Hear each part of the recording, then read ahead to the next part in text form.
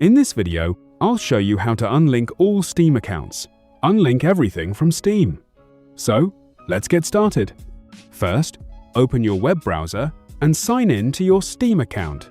Once you're signed in, go to the Steam Support page.